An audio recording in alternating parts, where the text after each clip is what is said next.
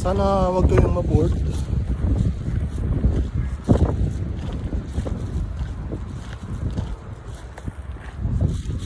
Ayan, ang sarap maglakad. Dito na tayo talaga sa may batuhan, hindi dyan sa mismong lakaran ng takbuhan. Mas malapit sa mismong dagat, mas maganda. Bukas na lang tayo mag-grounding or earthing. Doon sa dulo kung may time pa. Doon na lang tayo mag-grounding sa grass naman. Barefoot grounding sa grass.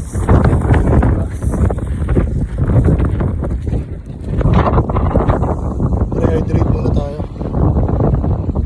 Ang init.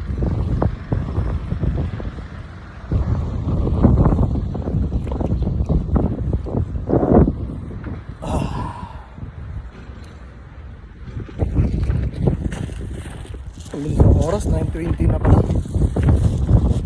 Malayo pa yung lalakarin natin.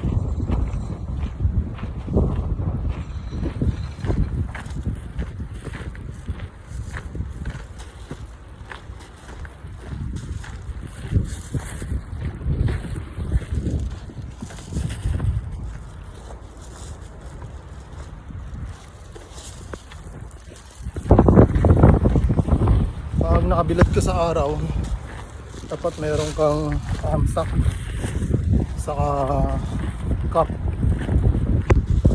At pinaka-importante yung shades para proteksyon sa mata. Saka syempre kailangan ng sunblock cream. Ginagamit ko yung Ruby Girl made in Thailand.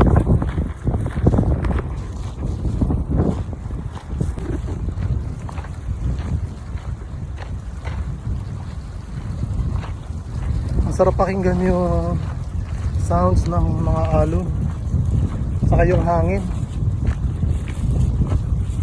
Yung araw lang ang walang sounds, pero ramdam yung init. Ayun, may puting sa labay doon. Meron pa dalawa. Dami. Yan, lakas ng hangin sa mga puno. Grabe ang lakas.